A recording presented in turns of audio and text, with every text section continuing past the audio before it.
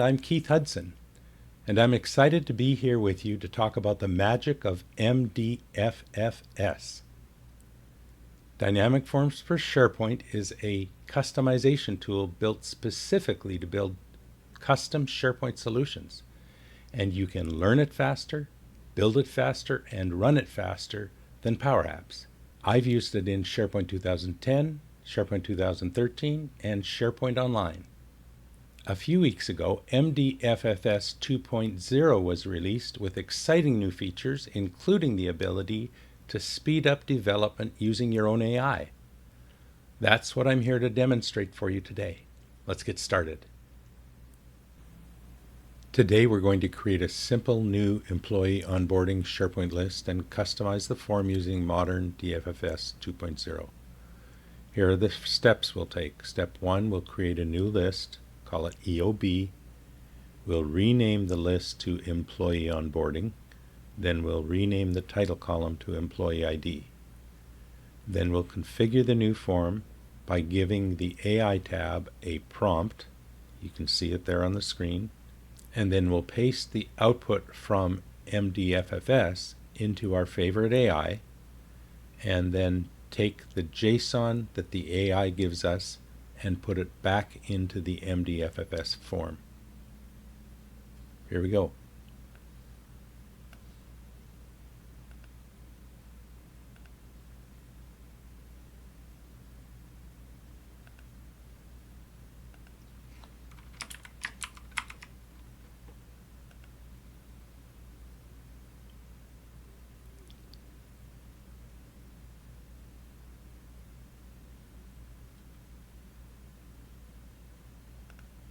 Changing the name now. I never use spaces or special characters when I'm creating a list because it saves a lot of hassle later on.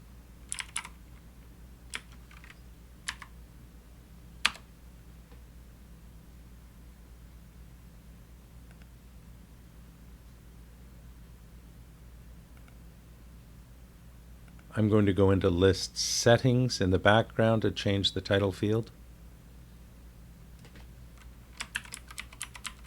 I'm using employee ID as the title field because the title field has some magic properties, superpowers I call them, and we want to have a column that uniquely identifies each record. SharePoint is asking if we want to index that column, which is needed to enforce unique values. And now we're ready to go into our configuration. In the command bar, we click on More Commands and we find the DFFS button. We're going to configure the new form. And then we're going to activate DFFS on all three forms, the new form, the view form or display form, and the edit form. Let's go look at, in the form builder, we can preview the form. Pretty plain Jane right now, just attachments and employee ID showing in alphabetical order. Let's go to the AI tab. I'm grabbing my prompt and dropping it in here. Give it a second so you guys can read it. And then I'm going to copy a prompt from DFFS to my clipboard. Then I'm going to choose my favorite AI. Today we'll try Claude, and paste that in and send it to the AI to invoke it, to implement it.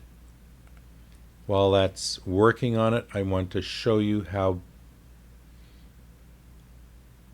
big this prompt is. It's essentially a college course in how to use DFFS for the AI to understand how to do that.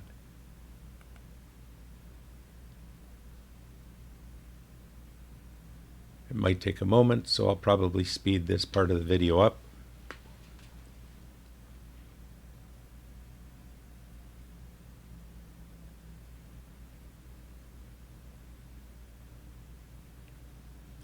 And now it's beginning to produce JSON.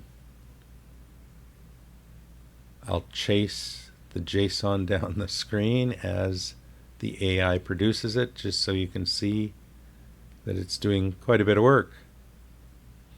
When the JSON has been completed, it will be nicely colored, so that's when we'll know it's done. Not every AI colors their JSON the same way that Claude does, but several do.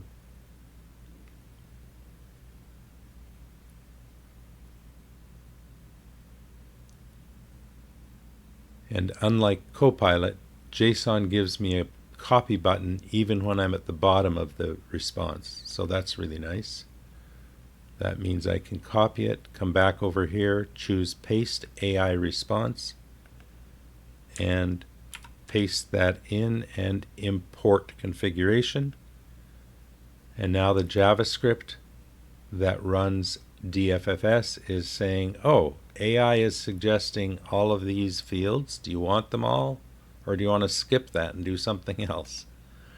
We're going to let it create those fields, and DFFS is now creating those fields on the SharePoint list. Can you imagine how much time that would save from building that list manually? And look what it's done for us. It's given us a nice banner on the form. It's given us tabs. Let's preview that form quickly. Here's our employee info. Here's our position and reporting fields. Here's our equipment and access fields, onboarding tasks, and a space for documents, and that's where the attachments are. It's done such a great job that I hardly need to do any cleanup. I'm going to first go and create a restore point. Whoops, that's right over here. What that does is AI, I'm going to call this AI's first attempt. I could roll back to this restore point if I end up messing things up and start over again. What I'm going to do now is pull over my plan here and look at the next thing. Now, because the first prompt trained my AI in how to configure MDFFS forms, I don't need to generate a new prompt through MDFFS. If I wanted to make changes to this form and have AI help, I can just give subsequent prompts directly to the same AI conversation. I had planned to tell it to give me a banner, but it gave me a banner, so I don't even have to go tell it to do that. So let's look at the next step. I want to show you how to use the Miscellaneous tab to enhance the form. I'm going to move the field labels to the left and turn off field icons and turn on quick save, auto save, and save and edit. And if needed, I would have made the form narrower, but I don't think that's going to be needed. Let's take a quick look at the employee info here. Notice that there are these little icons beside each field. You may like them or you may not. I prefer not to see them. Also, the field label is above the field input space, and that uses up vertical space. So those are two things I like to change usually. So I'm going to find default position for all fields and change it to left and force that on everything. And then I'm going to turn off the icon for each field label. Then I'm going to go into the Save and Actions place panel, and I'm going to turn on Quick Save. I'm going to turn on Automatic Saving. I'm going to turn on Save and Edit. And now I will save that so that configuration has been saved. Let's quickly go to the form builder and do another preview. So you notice that now the labels are to the left of the field values, and that means our form is much more compact. If I wanted to compact it even more, I could go into the form builder here, go to the highest column, and say let's make this side of it only 5 spaces wide, and this side of it only 5 spaces wide, and then let's preview that. And so now it's a little more compact.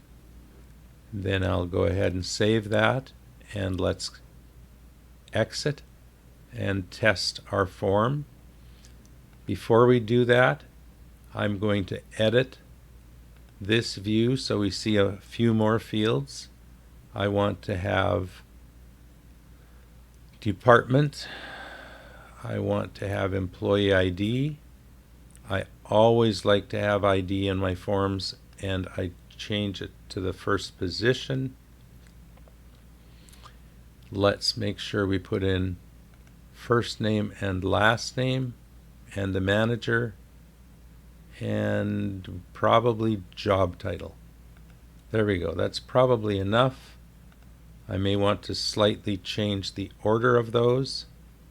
So let's go back into the view really quickly and just reorder them. And I want employee ID, then I want employee first name. ID is 2, so first name will be 3. Last name will be 4. And then we'll worry about the other ones later on. And now I'll go into the new form and we will record our first employee. We're going to give him the employee ID of 0001, and it's going to be our friend Donald Duck. And we're going to call him Donnie. I'm not going to bother filling these in, but I'll show you that you can actually put information in them. And then let's give him a position. Let's put him in the information technology department and make him a SharePoint site owner. And in this test space I have, I'm probably the only person that I can put in as his manager, so I'll take that role. He could be full-time, part-time, contract, or intern. Let's see what happens if I call him a contractor. Nothing. Okay.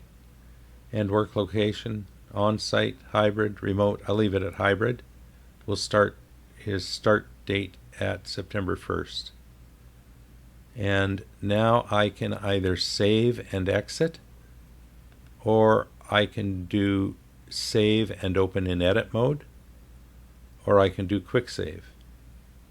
Auto save is turned off, but if I turn it on, then every 15 seconds, if there has been a change made to this form in that time, it will automatically save those changes to the list. So let's work in here for a few more seconds and go look at equipment and access. He'll need a laptop, a mobile phone, a keyboard. Well, he may not need a mouse because he is a mouse. Little joke there. He needs email. He needs access to shared drives. He may need a docking station. And let me cancel out now. Notice that little circle? I don't know if you noticed it. I was waiting for it to make sure that, in fact, let's look at a few more fields on this view. Let's look for, well, let's put down emergency contact name and phone. I think we filled those out. I don't remember. I'm looking for some that I didn't save deliberately, We said he needed a mobile phone. We said he needed a laptop. Did we get that down here anywhere? There's equipment needed. There we go. So now that we're showing those on the view, let's go look and see if those things that I forgot to save actually got saved. And sure enough, all of that stuff got saved because of that autosave. Now we will go back into our configuration, because all we've configured so far is the new form. We need to configure the display form and the edit form. Let's start with the display form, and I don't have to go do this all manually. I can simply go in here and import the new form configuration by clicking that restore button, and now I have a new form, and I can now switch forms to the edit form and do the same thing there. Import the new form configuration. And now let's save that and go take a look at our edit form.